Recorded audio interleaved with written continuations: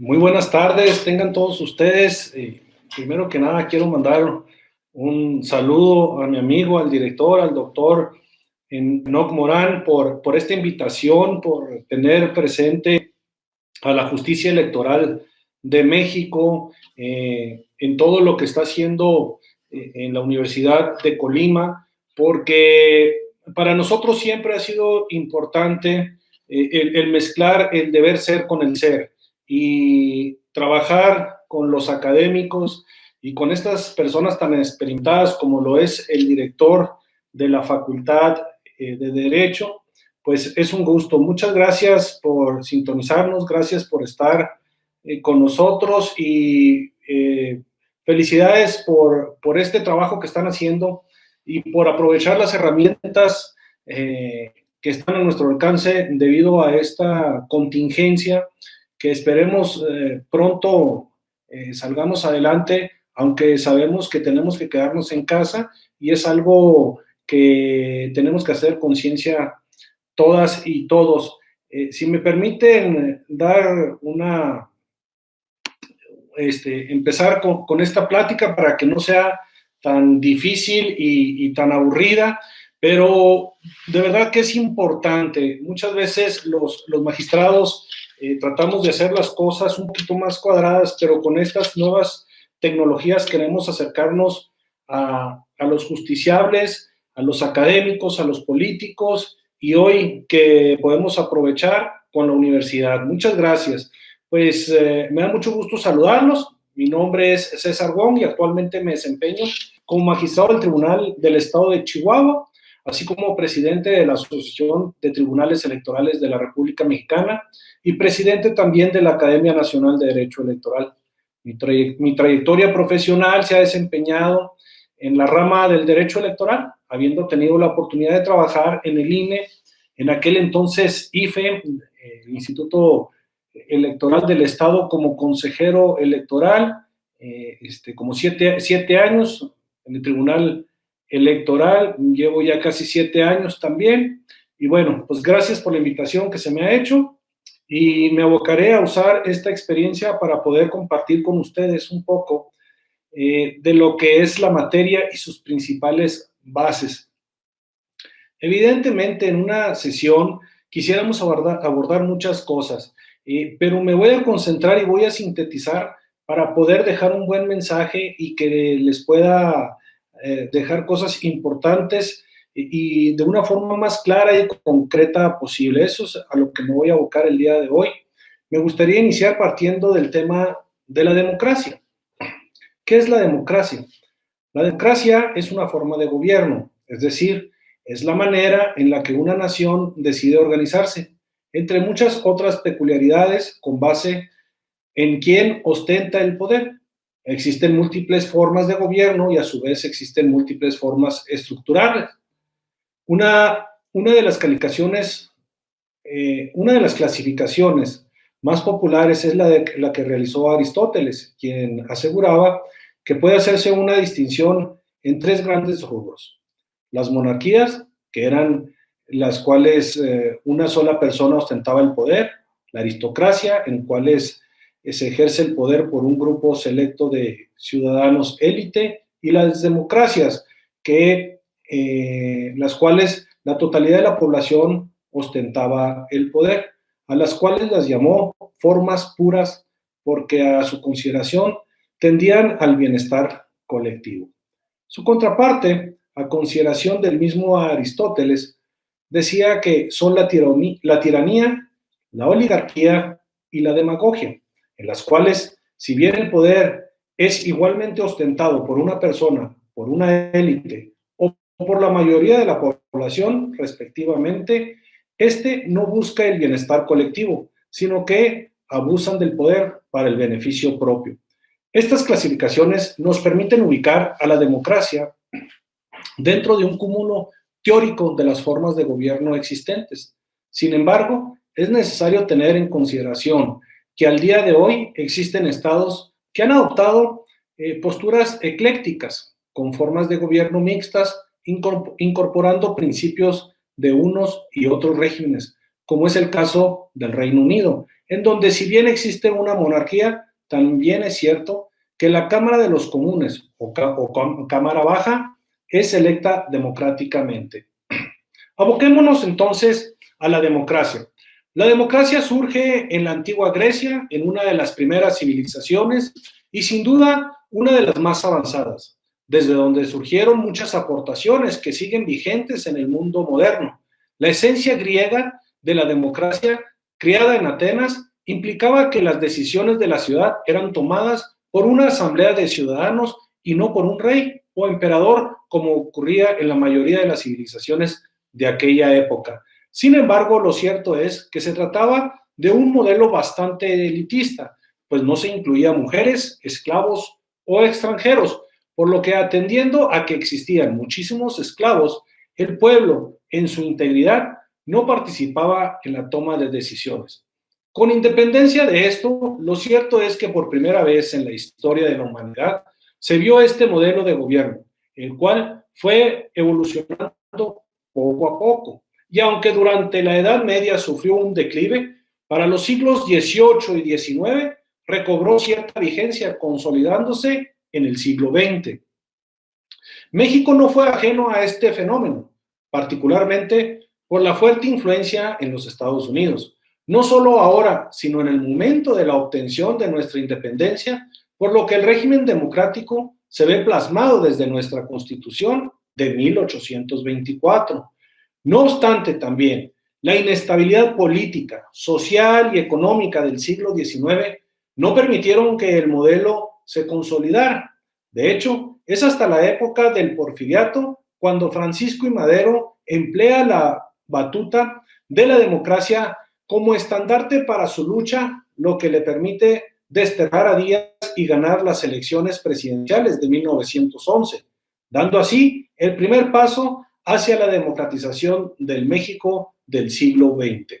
Sin embargo, nuevamente la inestabilidad de la época revolucionaria dificulta continuidad del régimen democrático y no es hasta la llegada del gobierno de Álvaro Obregón en 1920 que el país da inicio con una nueva etapa de democratización e institucionalización ya con base en una nueva Carta Magna, la de 1917, la cual señala en su artículo 40 que es voluntad del pueblo mexicano constituirse en una república representativa, democrática, laica y federal.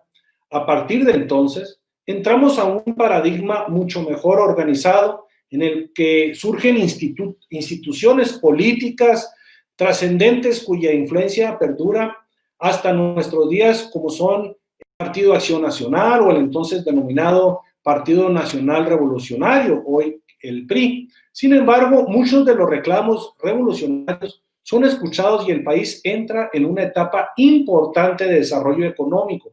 Lo cierto es que se instaura la figura del partido hegemónico o partido único en manos del PRI, lo que inhibe la libre competencia política en el país, en detrimento de la calidad democrática nacional durante décadas, pues solo el revolucionario institucional tenía la capacidad de acceder a los puestos de poder. Evidentemente, esta situación va cambiando de manera paulatina, y aunque el PRI dominaba la gran mayoría de los cargos de elección popular, el tema de la democratización fue avanzando poco a poco.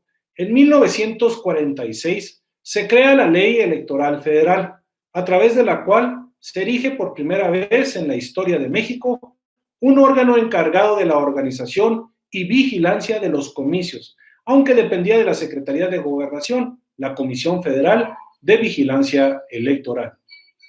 Asimismo, es a través de esta ley que se otorga a los partidos políticos la calidad de entes con personalidad jurídica. Se creó un consejo de padrón electoral, se crean comisiones locales electorales, comités distritales, mesas de casillas y se concede a la Suprema Corte de Justicia la facultad de intervenir para solucionar los conflictos surgidos de la votación. Es pues el inicio de la vigencia del derecho electoral en México, constituyendo por primera vez un cúmulo de normas y procedimientos autónomos, fuera del derecho constitucional o administrativo, como instituciones y procesos propios. Tal situación no fue una casualidad. En 1945 acababa de terminar la Segunda Guerra Mundial y con ello el mundo entero cambió y una gran parte de este se involucró en una dinámica de democratización. Incluso la acepción misma de democracia fue trastocada, dejando de ser solamente la forma de gobierno en la que el pueblo toma las decisiones para consolidarse desde ese momento en adelante como un ideal que además prevé la protección y ejercicio efectivo de los derechos humanos. Esto es, una democracia llevaba ahora de la mano la premisa de que sus ciudadanos fueran libres, particularmente en lo que a materia política respecta. Así pues, cambia el mundo e inicia el cambio en México. La materia electoral es federalizada y en 1953 se otorga el voto a las mujeres, dando un paso enorme en esta dinámica de democratización bajo su nueva acepción global. Luego, con la subsecuente reforma electoral en 1964, se crean los diputados de partido, que eventualmente se transformarían en los diputados de representación proporcional, lo que constituyó un avance importante en el tema de apertura de espacios de poder para partidos de oposición. En 1976, recordemos nosotros, José López Portillo llega a la presidencia de la República sin oposición alguna en el proceso electivo, lo que pone en evidencia las prácticamente nulas posibilidades reales de competir con el partido en el poder, cuestión que ocasiona que se lleve a cabo una de las más importantes reformas en el tema en la historia mexicana, a través de la cual se crea la Ley Federal de Organizaciones Políticas y Procesos Electorales de 1977. A partir de este punto, la evolución democrática, aunque paulatina, se vuelve indetenible hasta llegar a 1990, cuando se emite el Código Federal de Instituciones y Procedimientos Electorales que reglamenta la estructura orgánica y funcional del mítico Instituto Federal Electoral.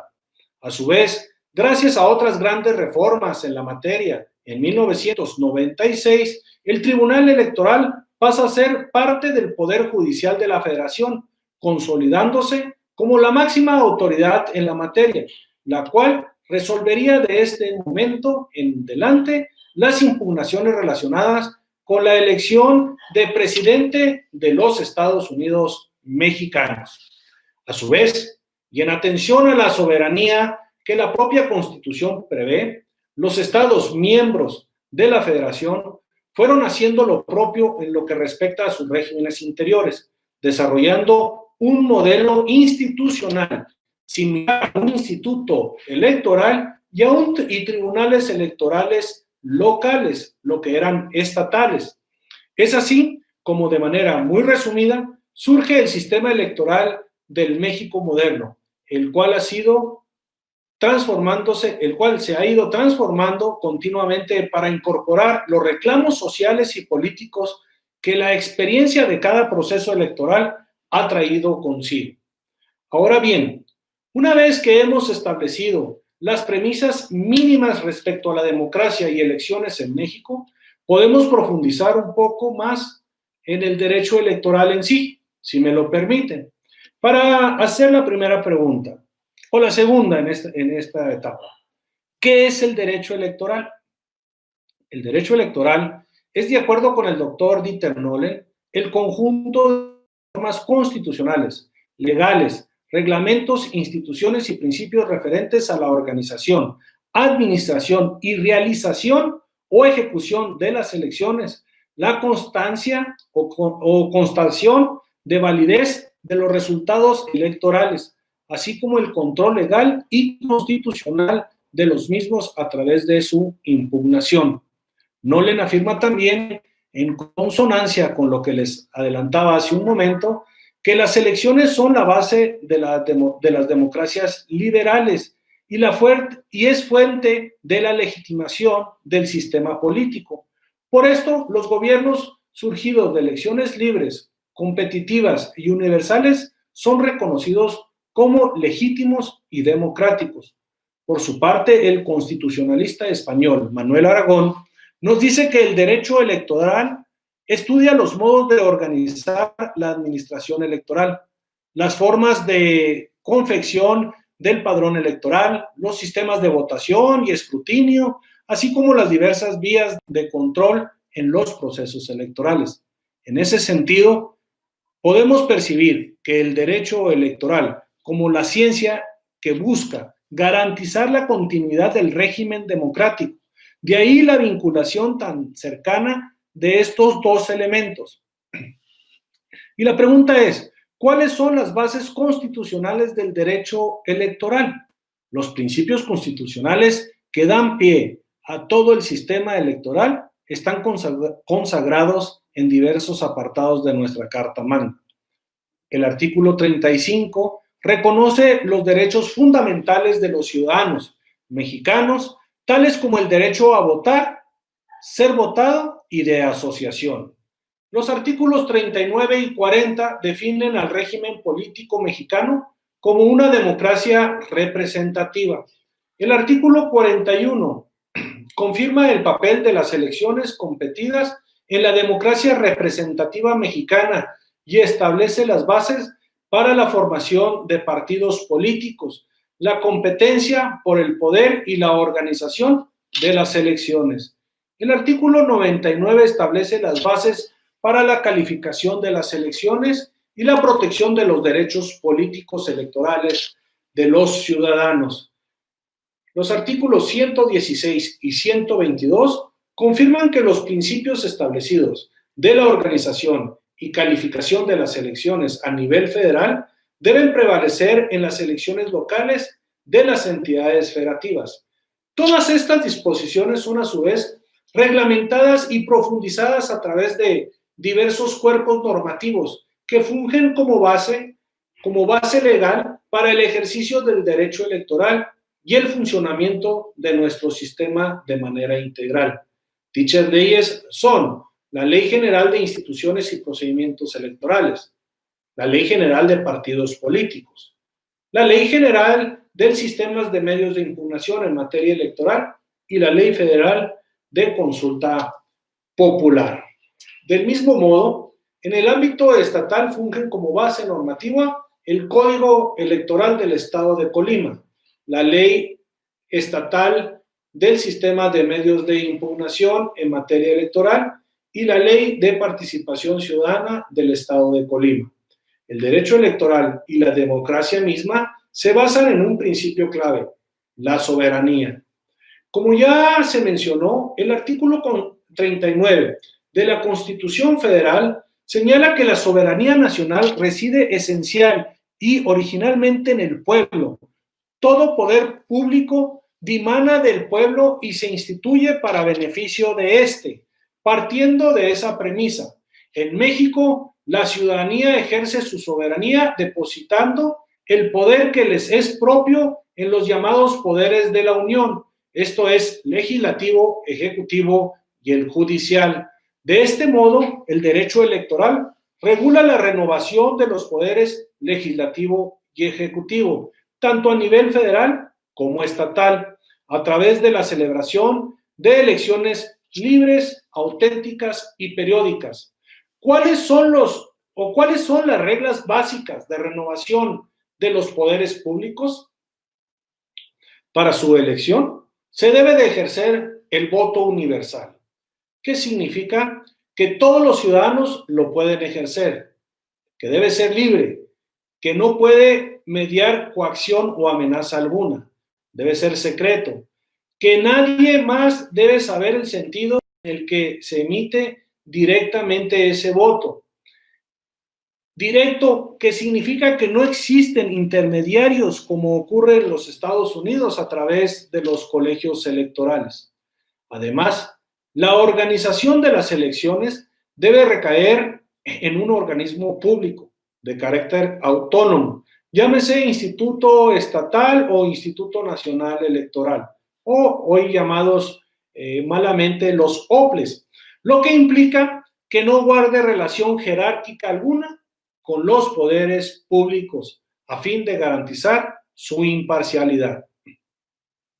También debe de existir un sistema de medios de impugnación, los cuales serán sustanciados por órganos jurisdiccionales especializados, como son los tribunales electorales estatales y el Tribunal Electoral del Poder Judicial de la Federación. Por último, las elecciones en el país deben ser libres, lo que implica el derecho y la oportunidad de elegir entre varias opciones sin obstáculos, auténticas, es decir, que la voluntad de los votantes debe reflejarse de manera cierta y positiva en el resultado de los comicios, y también deben de ser periódicas. Esto es, que la celebración de las elecciones deben ocurrir en los intervalos denominados por la ley, eligiendo representantes por un tiempo determinado, a cuyo término deben emprenderse las elecciones para integrar de nuevo los cargos públicos. Decíamos, el artículo 41 de la Constitución lista una serie de principios que fungen como base para todo el sistema electoral mexicano. Estos son la certeza, la legalidad, independencia, la imparcialidad, la máxima publicidad y sobre todo la objetividad. ¿Qué es la certeza? Esta se refiere a que todas las acciones que desempeñan estarán dotadas de veracidad, certidumbre y apego a los hechos. La legalidad implica que en el ejercicio de las atribuciones y el desempeño de las funciones que tienen encomendadas, las autoridades deben observar escrupulosamente el mandato constitucional que las delimita y las disposiciones legales que la reglamentan. La independencia es la garantía y atributos con lo que cuentan los órganos y autoridades para actuar con absoluta libertad y respondiendo exclusivamente a la ley. La imparcialidad implica que todo funcionario electoral debe velar por el interés de la sociedad y por valores fundamentales de la democracia. La objetividad se refiere a la obligación de percibir e interpretar los hechos por encima de visiones y opiniones parciales o unilaterales. Y la máxima publicidad, la cual nos dice que todos los actos y la información son públicos. Solo podrán ser reservados en casos previstos por la ley y planteamientos justificados. Una vez fijados de manera sumaria los principios que rigen la función estatal, que conforman el derecho electoral, podemos transitar hacia temas más específicos.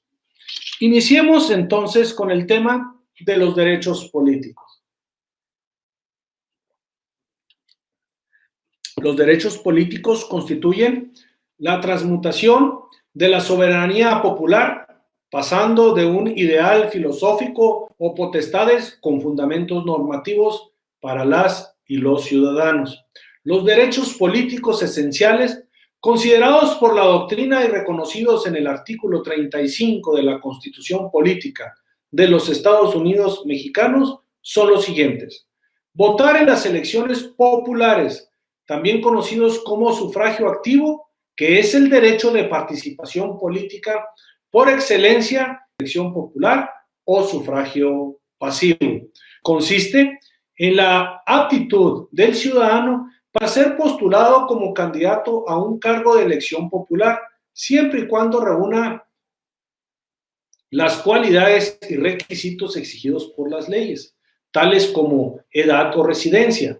Cada candidato cuenta con las garantías para participar en libertad y de manera pacífica, exigir el respeto al resultado obtenido y ocupar el cargo para el que resulte electo.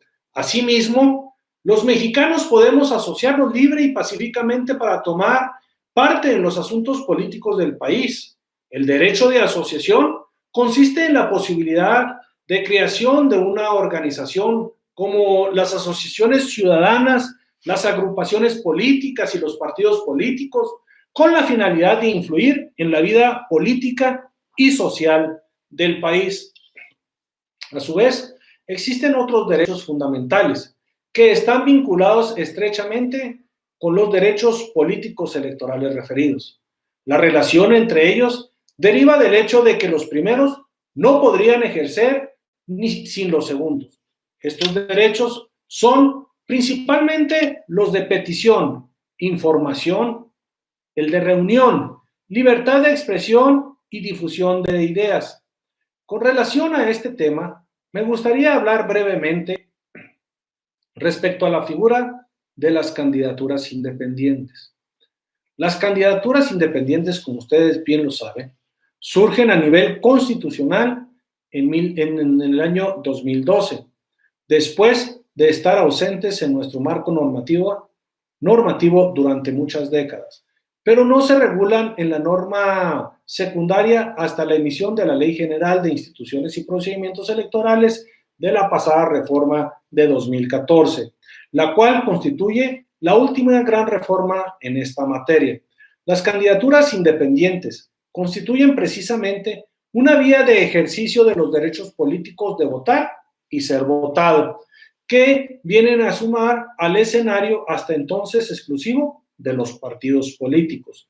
Si bien su auge, en mi opinión, ha ido en declive, lo cierto es que la potestad ciudadana está ahí y puede ser ejercida atendiendo a los pormenores que la propia ley federal o local enmarca para cada cargo en específico, lo que sin lugar a dudas constituye un avance en la protección y ejecución de los derechos políticos de las y los mexicanos. Siguiendo con esta línea argumentativa, hablemos de los partidos políticos. El artículo 41 constitucional distingue a los partidos políticos como entidades de interés público, ya que constituyen, junto con las candidaturas independientes, la vía mediante la cual la ciudadanía puede acceder a los cargos de elección popular. Se definen, además, como entidades cuyo fin es promover la participación del pueblo en la vida democrática, contribuir a la integración de la representación nacional y hacer posible el acceso de los ciudadanos al ejercicio del poder público. De conformidad con la Constitución y la relativamente reciente Ley General de Partidos Políticos, estos entes tienen derecho principalmente a participar en la preparación, desarrollo y vigilancia de los procesos electorales, tanto federal como local, según corresponda. Recibir financiamiento público para el ejercicio de sus actividades dentro y fuera de los procesos electorales. Utilizar el tiempo que les corresponda en los medios de comunicación, radio y televisión, dentro y fuera de los procesos electorales, que será administrado por el Instituto Nacional Electoral. Formar coaliciones, tanto para las elecciones federales como las locales. Del mismo modo, tienen obligación, entre las que destacan, cumplir con sus normas de afiliación y observar los procedimientos que señalan sus estatutos para la postulación de los candidatos. Garantizar la equidad y procurar paridad de género en sus órganos de dirección y en las candidaturas a cargos de elección popular. Presentar ante el Instituto Nacional Electoral una serie de informes que den cuenta de sus actividades y de la utilización de los recursos para el desarrollo de estas. Destinar los recursos de los que dispongan bajo los términos establecidos legalmente. Permitir la práctica de auditorías y verificaciones de los órganos competentes del Instituto Nacional Electoral. Poner a disposición toda persona su información pública. Así resulta que, dada su calidad de entes de interés público, dentro de sus prerrogativas, podemos resaltar que los partidos políticos tienen derecho a un financiamiento público. Esto es, recursos del Estado que les permitan llevar a cabo sus fines. Tal potestad es sumamente importante, porque deriva de una dinámica democrática evolutiva en la que para poder competir en contra del entonces partido hegemónico, los otros partidos debían ser apoyados por el propio Estado, incentivando así la competitividad política. Asimismo, su creación y registro debe circunscribirse a las normas y procedimientos previstos en la Ley General de Partidos Políticos, misma que sirve como marco regulatorio tanto para partidos políticos nacionales como para partidos políticos estatales. Sin intención de ahondar mucho más en este tema, solo me gustaría hacer hincapié en la trascendencia de los partidos políticos para la consolidación de la democracia en el país, pues todos, el PAN, PRI, PRD, PT, Movimiento Ciudadano, Morena, el Partido Verde, así como Nueva Alianza en el caso particular de Colima, han permitido a través de sus distintas plataformas ideológicas la representación de la población en distintos grados y espacios. Existen voces detractoras con relación al modelo vigente en México, pero lo cierto es que los partidos son indispensables para salvaguardar el régimen democrático en nuestro país, pues son, en la gran mayoría de los casos, las únicas corrientes de opción con posibilidades reales de generar cambios en la estructura gubernamental acaparadas por un solo grupo de poder, lo cual no es una cuestión menor. Hablemos ahora, si ustedes me lo permiten, de las autoridades electorales. Como les adelantaba en la parte introductoria de esta plática, en México existen autoridades federales y autoridades estatales o locales, como muchos les decimos. Del mismo modo en que existe un Instituto Nacional Electoral encargado de la organización y vigilancia de los procesos electorales para elegir presidente de la República, diputados y senadores al Congreso de la Unión, existen 32 institutos electorales locales, también llamados OPLES, que tienen como finalidad organizar y vigilar los comicios para la renovación de gobernadores, ayuntamientos y diputados locales. A su vez, existe un sistema de medios de impugnación de carácter federal y 32 sistemas más, uno por cada entidad federativa, los cuales son resueltos por el Tribunal Electoral del Poder Judicial de la Federación y por los tribunales electorales locales, respectivamente. El Instituto Nacional Electoral es un organismo autónomo con personalidad jurídica y patrimonios propios, lo que básicamente quiere decir que no depende directa ni indirectamente de ninguno de los poderes públicos y tiene como encomienda constitucional organizar y vigilar comicios federales, así como promover la cultura democrática a nivel nacional. Su órgano máximo de dirección es el Consejo General, que se integra por un consejero presidente y 10 consejeros electorales, quienes son electos por la Cámara de Diputados del Congreso de la Unión. De hecho, actualmente está en curso el procedimiento de renovación para las restantes 4 consejerías. Además, en el Consejo intervienen con voz, pero sin voto, los consejeros del Poder Legislativo, representantes de los partidos políticos nacionales y un secretario ejecutivo. Su antecedente más próximo es el IFE, cuya transformación ocurre en esta gran reforma que mencionábamos en el 2014, a través del otorgamiento de mayores atribuciones, incluida la de atraer ciertas actividades, competencia de los OPLES, llegando incluso a poder asumir la organización de un proceso local en su totalidad. No quiero meterme en esta discusión en la cual no estoy de acuerdo, pero bueno, estas son las reglas. Estas atribuciones fueron y siguen siendo sumamente controversiales, porque existen voces que señalan que constituye un detrimento a las facultades de las entidades federativas, las cuales, según la propia Constitución Federal, cuentan con soberanía para regularse a sí mismo en todo lo concerniente a su régimen interior. Para entender mejor las tareas de competencia de cada autoridad, es conveniente remitirnos al artículo 32 de la Ley General de Instituciones y Procedimientos Electorales, en el que se establece que el INE tendrá a su cargo tanto para elecciones federales como locales.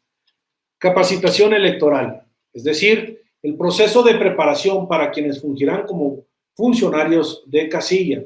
La geografía electoral, que incluirá la determinación de los distritos electorales y su división en secciones electorales, así como la delimitación de las circunscripciones plurinominales y el establecimiento de cabeceras, el padrón y la lista de electores que ha sido exclusivo de la autoridad federal durante la etapa moderna de nuestro México. La ubicación de casillas y la designación de funcionarios de sus mesas directivas, lo cual también se arrebata a los soples. Las reglas, lineamientos, criterios y formas o formatos en materia de resultados preliminares, encuestas o sondeos de opinión, observación electoral, conteos rápidos, impresión de documentos, producción de materiales electorales y la fiscalización de los ingresos y egresos de los partidos políticos y candidatos, una tarea titánica, pues el INE de eso se encarga, de fiscalizar las campañas de candidatos involucrados hasta en las más pequeñas y remotas poblaciones del país. El resto de las tareas, como el registro de partidos políticos, el acceso a sus prerrogativas, la capacitación cívica, la preparación de las elecciones, la elaboración, la documentación electoral y la declaración de validez y otorgamiento de constancia de mayoría sigue siendo competencia del INE y de los soples en el ámbito territorial que le compete a cada uno de ellos, en las cuestiones de los estados, entidades federativas. A su vez, estos soples son igualmente organismos autónomos, dotados de personalidad jurídica y patrimonios propios. Su órgano máximo de dirección es igualmente un consejo en el que en caso de que el Instituto Electoral del Estado de Colima es denominado Consejo General, tiene como encomienda constitucional organizar y vigilar los comicios estatales, así como promover la cultura democrática a nivel local. El Consejo Estatal se integra por un consejero presidente y 6 consejeros electorales, además de los representantes de partidos y el secretario ejecutivo, quienes al igual que en el INE participan con voz, pero no con voto. Los consejeros estatales son electos por los propios consejeros del INE a través de un concurso público y duran en su encargo 7 años. Por su parte, el sistema de autoridades jurisdiccionales funciona de un modo bastante distinto y en este momento quiero mandar un saludo a todo el Tribunal Electoral de Colima porque es uno de los mejores tribunales del país, bien representados por Ana Carmen, su presidenta, y por estos excelentes magistrados. A nivel federal existe un tribunal electoral perteneciente al Poder Judicial de la Federación, es decir, no se trata de un organismo autónomo. Sin embargo, las decisiones de su sala superior, que es un órgano máximo, no pueden ser impugnables ni siquiera ante la Suprema Corte de Justicia de la Nación.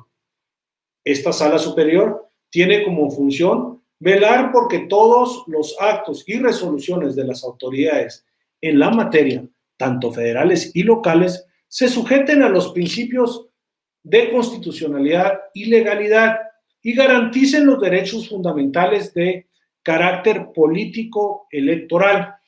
En la resolución de las controversias de su competencia, cuentan con la facultad de la no aplicación de normas electorales contrarias a la Constitución para garantizar su coherencia con la misma. La Sala Superior se encarga de revisar impugnaciones en contra de los acuerdos emitidos por el Instituto Nacional Electoral o de resolver controversias que surjan de los órganos nacionales de los partidos políticos. Pero existe además estas denominadas salas regionales, que se encargan de revisar lo relacionado con la elección de diputados federales y particularmente de fungir como segunda instancia con relación a las sentencias emitidas por los tribunales electorales locales en los ayuntamientos. En ese sentido, los tribunales electorales locales, mismos que si son completamente autónomos y competentes, tienen como encomienda velar porque todos los actos y resoluciones de las autoridades de la materia estatal se sujeten a los principios de constitucionalidad y legalidad y garanticen los derechos fundamentales del carácter político electoral. Como les comentaba, sus resoluciones son impugnables ante las salas del Tribunal Electoral del Poder Judicial de la Federación, la Sala Superior, cuando sean asuntos relacionados con la elección de gobernador, y las salas regionales, en este caso Toluca, que les corresponde, cuando se trate de asuntos relacionados con alcaldías o diputaciones. Respecto a las integraciones, la Sala Superior se integra por 7 magistrados, de entre los cuales ellos mismos designan a su presidente, y las salas regionales se integran únicamente por 3 magistrados, quienes también eligen a su presidente entre sus integrantes. En el caso de los tribunales electorales locales, queda a potestad de los legisladores del Estado definir si el órgano se integra por 3 o por 5 magistrados en cada tribunal. Quiero hacer mención que en México más o menos ya resta alrededor de 12 tribunales en los cuales tenemos solamente 5 magistrados, los demás ya todos tienen 3 magistrados. Todo ello, tanto magistrados de tribunales estatales como del Tribunal Federal, son designados por el Senado de la República. A continuación me gustaría abordar brevemente el tema de nuestro sistema electoral. Como ya se ha mencionado, en México existen 3 poderes, legislativo, ejecutivo y judicial, resultando que los 2 primeros son electos de manera popular.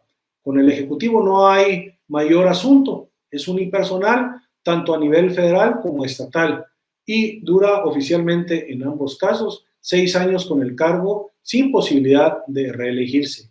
Lo interesante viene con la conformación de los poderes legislativos. El Congreso de la Unión, que es el órgano en el que se deposita el poder legislativo de la Federación, se conforma por una Cámara de Senadores y una Cámara de Diputados. La Cámara de Senadores se renueva cada 6 años y se conforma por 128 miembros.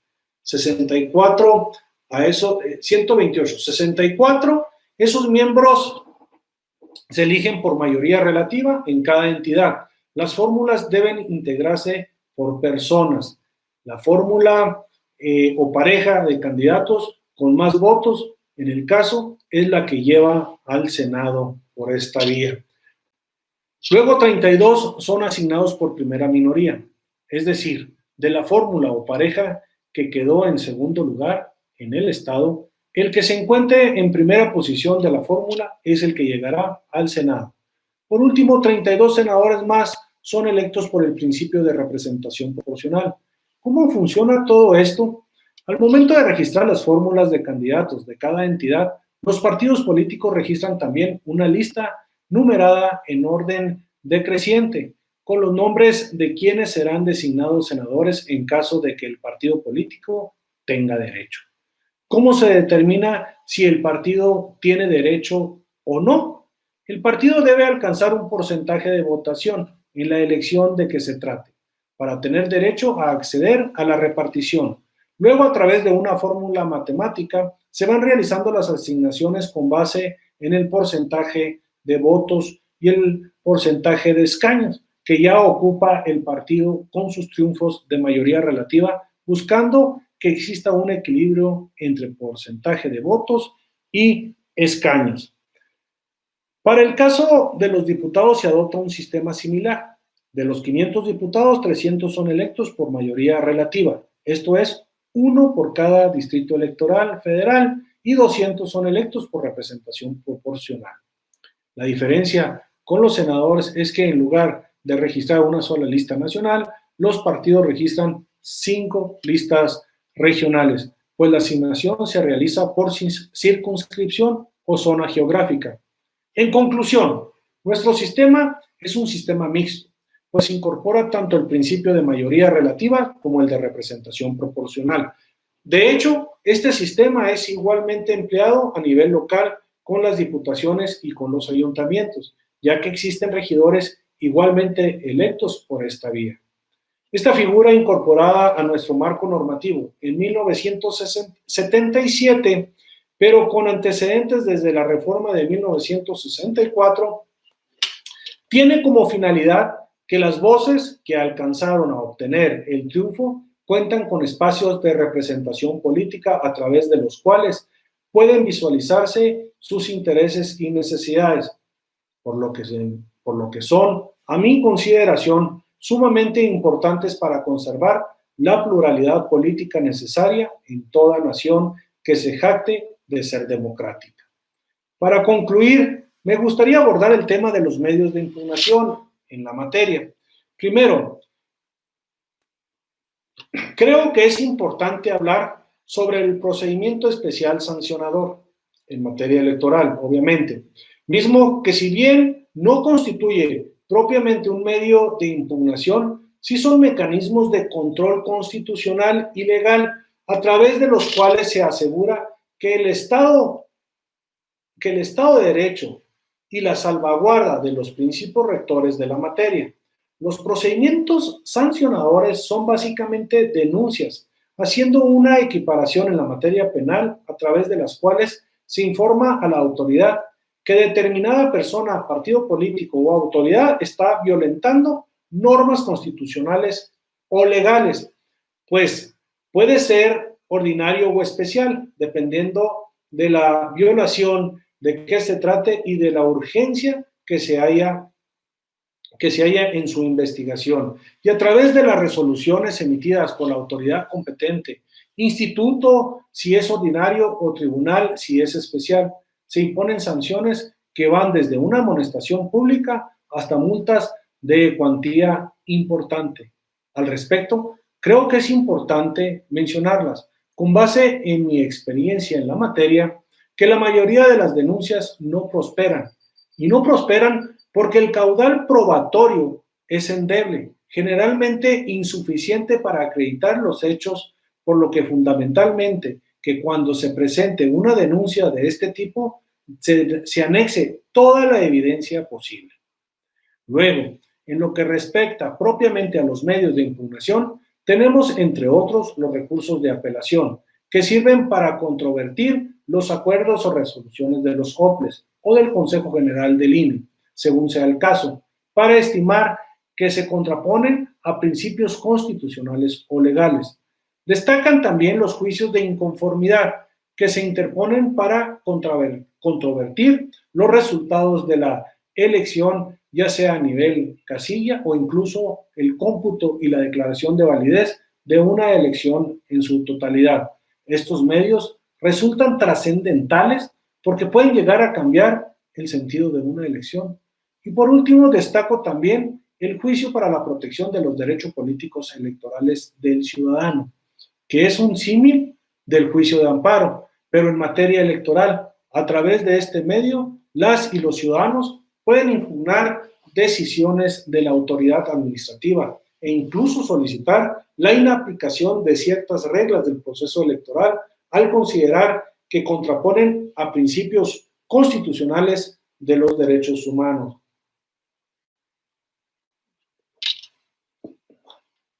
Así podemos ver, aunque sea de manera superficial, que en México contamos con toda una estructura legal para evitar se cometan agravios por parte de otros contendientes o arbitrariedades por parte de las propias autoridades o de los partidos, garantizando un Estado de Derecho que, como señalé anteriormente, es un síntoma claro de una democracia sana, el cual es el fin último de todo nuestro sistema. Quiero mencionar que estuvimos el año pasado en la organización de las Naciones Unidas y donde nos señalan que el sistema político electoral de México está clasificado dentro de los mejores 10 del mundo.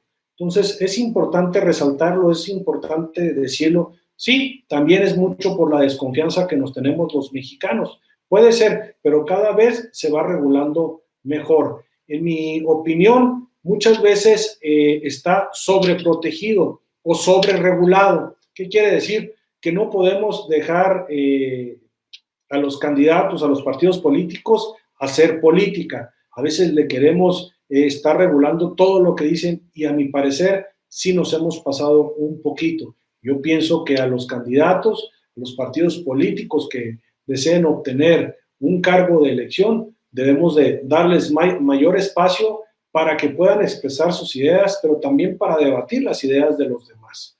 Con esto concluyo esta plática que, aunque fue breve, espero sea ilustrativa y dé pie a indagar más a cada uno de los temas que se tocaron.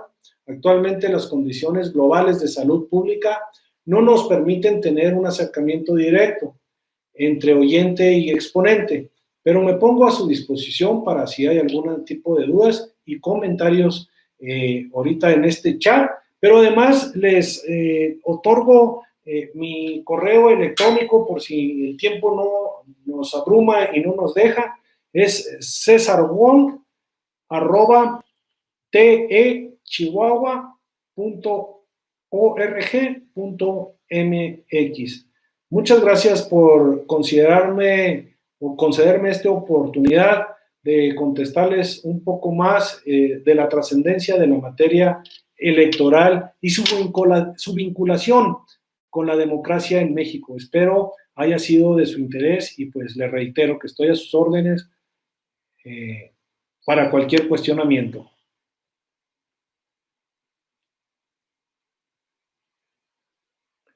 Muy bien, aquí me están mandando algunas preguntas.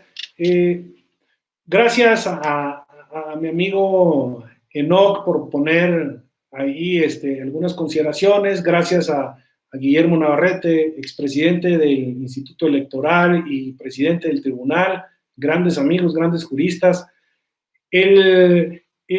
Hinojosa Carrera Francisca dice, en caso de seguir en cuarentena por la pandemia, ¿cómo se podrían realizar las elecciones? Es una gran pregunta lo que acabas de hacer, porque en este año, en el 2020, tenemos dos entidades federativas, Hidalgo y Coahuila, 84 ayuntamientos en Hidalgo y las 24, me parece, diputaciones en Coahuila. Bueno, en Coahuila toman posesión y protesta hasta el 1 de enero del año que entra. El problema lo tenemos en Hidalgo.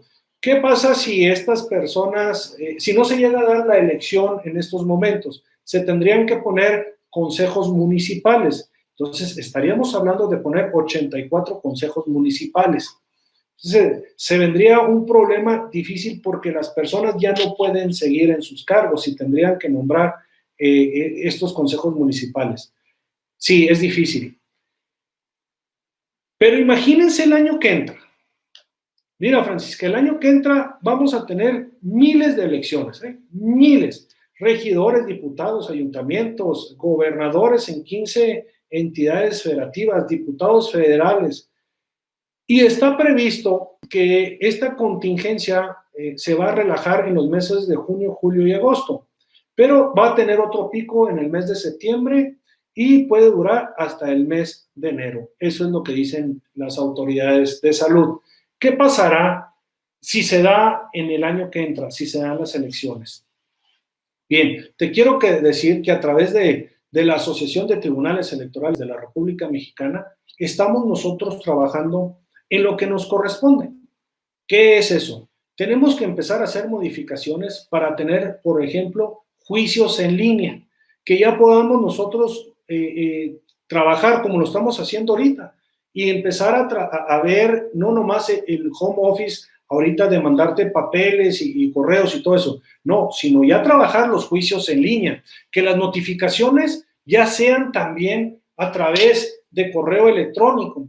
Comentaba yo hace 3 años que me tocó ser presidente en mi entidad federativa, y dimos más de 1,200 notificaciones y todas estas las tenemos que hacer vía terrestre. Te puedo poner el caso de un municipio que es Patopilas, que para llegar ahí se hacen 11 horas aquí en el estado de Chihuahua. Entonces, para llegar y luego haces la notificación y regrésate, entonces ya tardas otro día. Y muchas veces las salas regionales, donde están tan alejados a veces de la realidad social en la cual estamos viviendo, o la misma sala superior, te dicen, oye, pues ve y notifica y vienes rápido. Es complicadísimo. Entonces, tenemos que estar preparándonos ahorita para lo que venga el año que entra. Las autoridades sanitarias dicen que estas elecciones de Hidalgo y de Coahuila se van a llevar en agosto, posiblemente. Si no, te digo, se va a nombrar consejo municipal y se tratarán de hacer. ¿Qué se va a reducir? Los procesos electorales.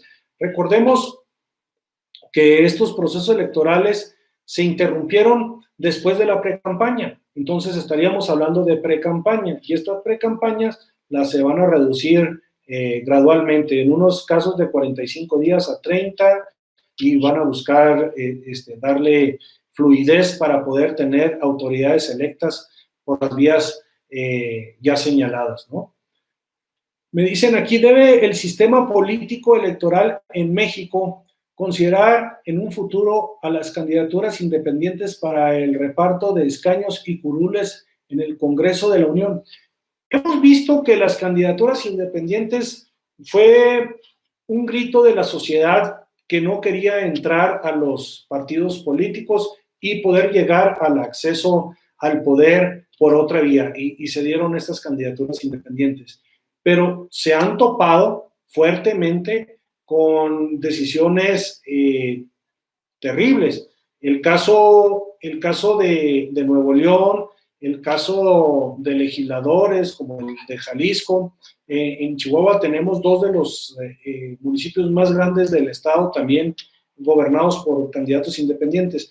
Pero el problema es que no tienen diputaciones. Entonces, obviamente, y eso me faltó decirlo ahorita que tenía precisado, muchos de los legisladores no obedecen, en el caso de los senadores, ya no obedecen tanto a las entidades federativas, obedecen más a los partidos políticos, y eso viene a demeritar al Estado. ¿Por qué? Porque vas más por un color que por tu Estado, y eso es desafortunado. Entonces tendremos que exigirles esa situación y velar para que se haga un mejor sistema, y con ese mejor sistema, pues, poder nosotros llevar a cabo mejores reglas y expresarlas de una forma más correctas. ¿Alguna otra pregunta? Aquí me pusieron. Déjenme ver.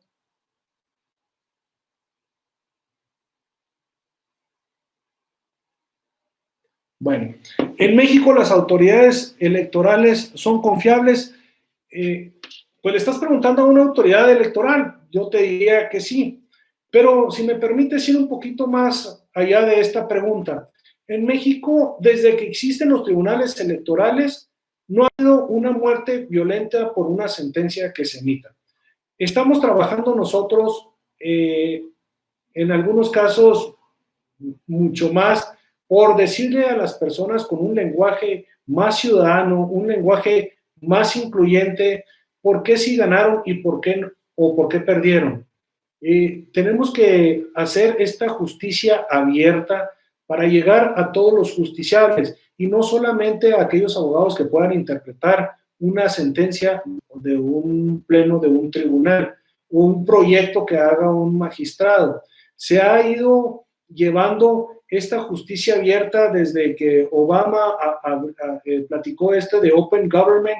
Muchos magistrados de sala superior y de salas regionales han empezado a ver un sinnúmero de oportunidades de decirle a la ciudadanía, oye, mira, para esto funcionamos.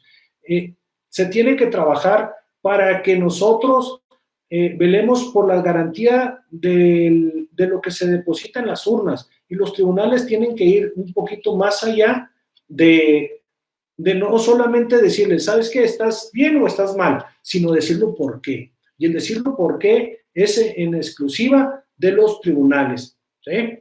Acuérdense, para muchos de los institutos electorales, los votos se cuentan y para los tribunales muchas veces los votos se pueden interpretar. Entonces, hay una confusión enorme. ¿Qué tenemos que hacer? Adecuarnos, hacer con los principios que rigen la materia de imparcialidad, de objetividad, sobre todo de certeza, para dar una mejor legitimación a quien gana en estas elecciones, a quien gana desde una persona lo más, de un puesto más chico hasta el más grande, ¿no? Debe ser muy objetivo el magistrado, debe ser muy objetivo la autoridad en general para que este sistema electoral siga creciendo y la ciudadanía siga creyendo en nosotros. Quiero expresarles simplemente los datos que tenemos en la última elección. Del 100% de las impugnaciones que se presentan en las entidades federativas, el 70% se queda en las entidades federativas. ¿Qué quiere decir esto? Que los tribunales electorales, al momento de dictar su sentencia, la ciudadanía los acepta, ¿sí? Ya no se va a la instancia federal, pero un 30% sí. Y ese 30% sí se va ante las salas regionales y ante la sala la sala superior del Tribunal Electoral del Poder Judicial de la Federación. ¿Qué pasa esto? Que el 93.9 se ha confirmado. Ese 93.9 se ha confirmado. Y quiero decirles que el Tribunal de Colima es de los tribunales que más le han confirmado la sala regional y la sala superior. Entonces, son gente, los magistrados, los consejeros, son gente que viven viven en su entidad federativa, lo conocen la gente, no son personas que están alejadas de la realidad social en la cual están viviendo. Entonces, hacen las cosas bien, se han preparado para llevar a cabo y ser unos juristas de primer nivel. Entonces, eso es de señalarlo y decirlo. Y claro, lo hice una persona que soy de Chihuahua, que soy presidente y te lo tengo que reconocer a los tribunales. Entonces, el momento en que un instituto electoral como el que tiene Colima y sobre todo un tribunal electoral trabaja de la forma que lo están haciendo, es algo impresionante. Tenemos grandes juristas en Colima. Basta señalar, por ejemplo, el director, Enoc Morán, una persona que ha participado y que va a la par en todas estas situaciones que se han dado. Por eso México debe crecer, por estas personas que cada día van más allá de la democracia y ponen mucho más del trabajo. Muchas gracias. Bueno, pues me parece que son todas las preguntas. Si tienen más preguntas, sé que ya los cansé con 1 hora y fracción, pero estoy para servirles. Además, estamos llevando a cabo todos los días a las 5, nos estamos preparando como juzgadores, capacitándonos. Esta semana terminamos con el procedimiento especial sancionador y estamos involucrando. Es importante lo que está haciendo la Universidad de Colima y que estamos trabajando todos de la mano. No solamente son los académicos, no solamente son las autoridades jurisdiccionales, sino que deben de ser partidos políticos, deben ser estudiantes, los maestros. Todos somos parte de un México y si le va bien a México, nos va bien a todos. Entonces, yo agradezco mucho a mi amigo Enoc Morán por esta invitación y que siempre sea por el bienestar, por la mejora de Colima, por su universidad, por sus autoridades administrativas, jurisdiccionales, pero siempre que sea por el bien de México. Muchas gracias.